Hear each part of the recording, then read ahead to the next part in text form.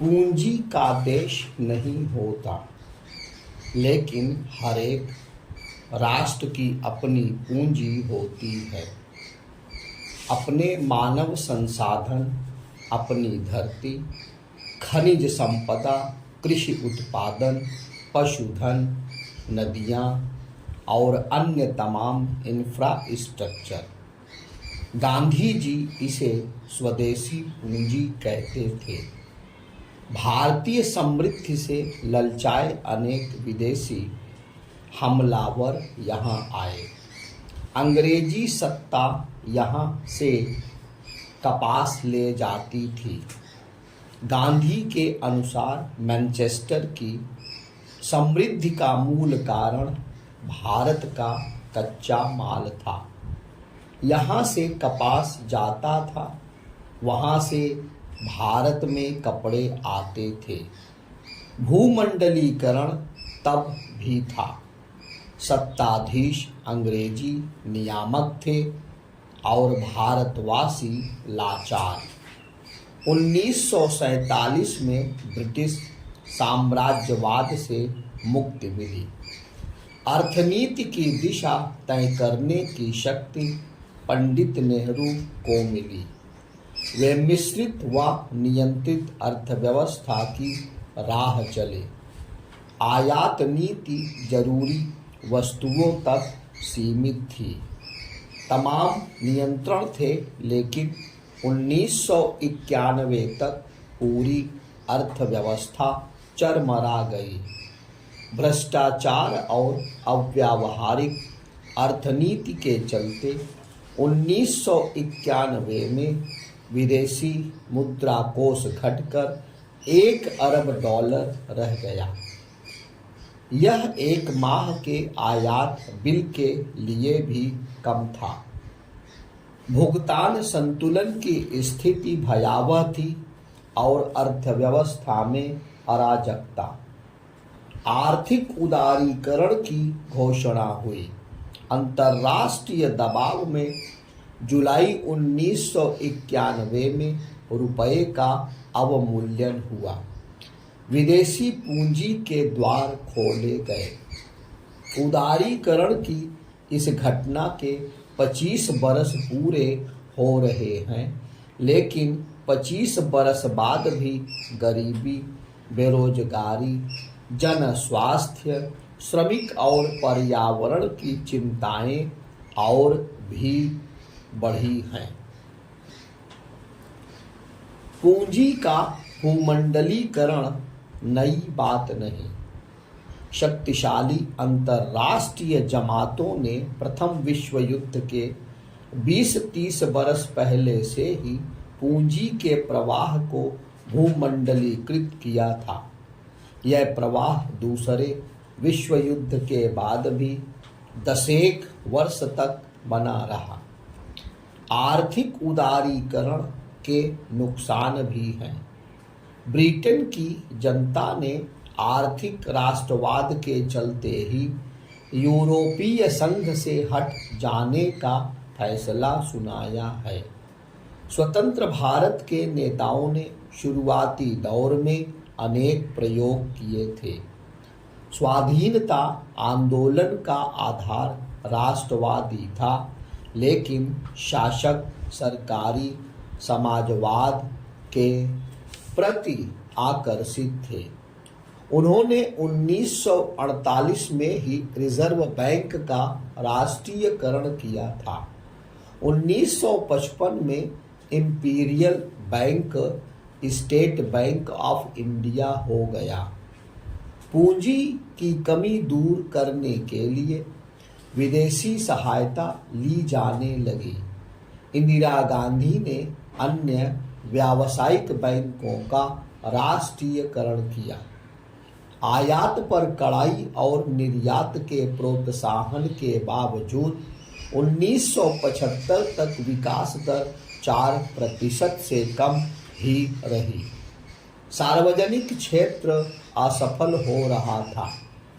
7वीं पंचवर्षीय योजना में नियंत्रण ढीले हुए।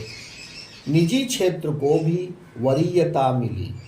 नियंत्रित अर्थव्यवस्था के बावजूद 1980 में लगभग 6,500 कंपनियों में पूर्णतः या अंशतः विदेशी पूंजी थी। 1990 तक ऐसी कंपनियों की संख्या लगभग 13,500 थी। खुली अर्थव्यवस्था को विदेशी पूंजी के आधार पर कोसना उचित नहीं है। आर्थिक उदारीकरण का अर्थ विदेशी पूंजी निवेश एफडीआई ही नहीं होता। भारतीय प्रधानमंत्री नरेंद्र मोदी ने सरकार के बारे में मिनिमम गवर्नेंस, कम से कम शासन जैसा सुंदर शब्द इस्तेमाल किया था। अर्थशास्त्र में इसे निर्बाधावाद या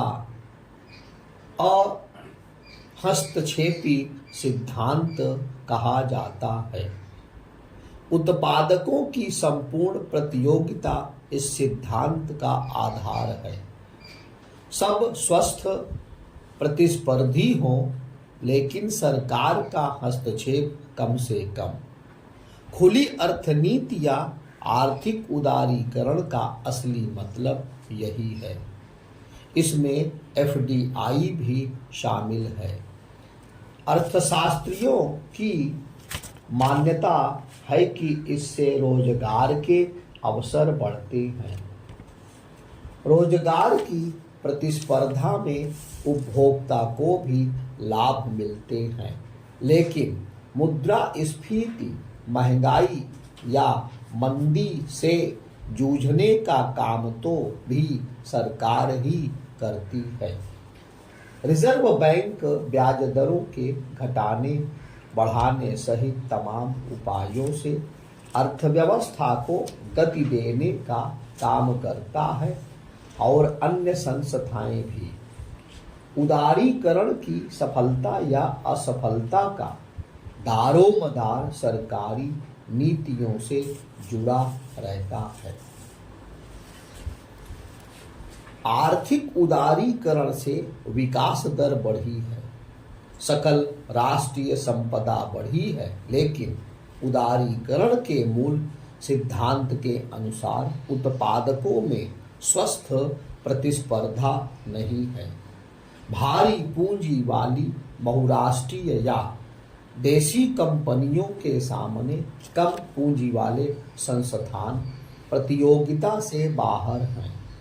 देश की 75% जनता गरीब ग्रामीण है। महानगरों की चमक बढ़ी है, गांव उदास और हताश हैं। उदारीकरण का लाभ ग्रामीणों तक नहीं पहुंचा। खेती घाटे का व्यवसाय है, देहाती शिल्प खत्म हो गए, किसान आत्महत्या को विवश है।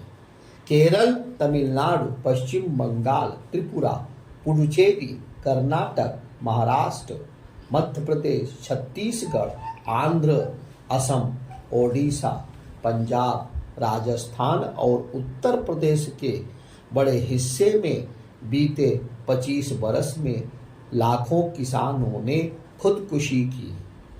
ग्रामीण क्षेत्रों में भारी पलायन भी जारी है। उदारीकरण सब्सिडी का विरोधी है। किसान की परिभाषा में झोल है। किसानों की पुत्र, पत्नियां और परिजन कृषि जोत के कानूनी मालिक नहीं है।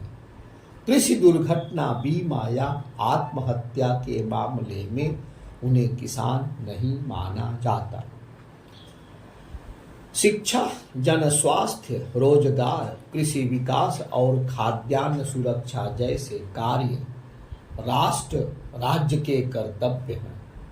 अब साधारण शिक्षा ही नहीं, उच्च स्तरीय मेडिकल या इंजीनियरिंग जैसी शिक्षा भी निजी क्षेत्र के नियंत्रण में है। राष्ट्र के लिए यह कर्तव्य है। पूंजीपति के लिए मुनाफे का व्यवसाय। जन स्वास्थ्य में निजी क्षेत्र का साम्राज्य है। कृषि क्षेत्र हताश है। वाजपेयी की सरकार ने बेशक किसान क्रेडिट कार्ड देकर करोड़ों किसानों को पूंजी प्राप्त कराने का अवसर दिया था, लेकिन संप्रग सरकार में किसानों की उपेक्षा हुई। मोदी सरकार ने भी कृषि आपदा राशि में क्षति के मानक घटाकर किसानों को राहत पहुंचाई है। सिंचाई योजनाएं भी परिणामदायी होंगी। कृषि क्षेत्र को अपनी मौत मरने के लिए नहीं छोड़ा जा सकता। गरीबी हटाना राष्ट्रीय कर्तव्य है। मुक्त अर्थव्यवस्था का भी दिखावटी ध्येय है। कुछ माह पहले संयुक्त राष्ट्र की एक संस्था ने प्रसन्न देशों की सूची जारी की थी। भारत इस सूची में 100 से भी नीचे था। बेशक इस अर्थनीति का कोई ठोस व्यावहारिक विकल्प नहीं। सरकारी समाजवाद चीन में भी विकल्प नहीं रहा। सोवियत रूस इसीलिए बिखर गया था। जैसे चीन ने समाजवाद के भीतर उदारीकरण की जरूरी जगह बनाई है, वैसे ही भारत को आर्थिक उदारीकरण के बीच लोक कल्याण के लिए सतत काम करना चाहिए। विकास दर का लाभ कुछ एक घरानों वर्गों तक ही सीमित नहीं रहना चाहिए। उदारीकरण से पैदा होने वाले रोजगारों की समीक्षा भी जरूरी है। सभ्यता संस्कृति पर पड़ने वाले दुष्प्रभाव भी अध्ययन योग्य हैं। उदारीकरण की नीतियों को सबके साथ का उपकरण बनाना होगा। सबका साथ सबका विकास का लक्ष्य पूरा करने के लिए प्रशासन तंत्र को भी जनहित प्रतिबद्ध करना जरूरी है।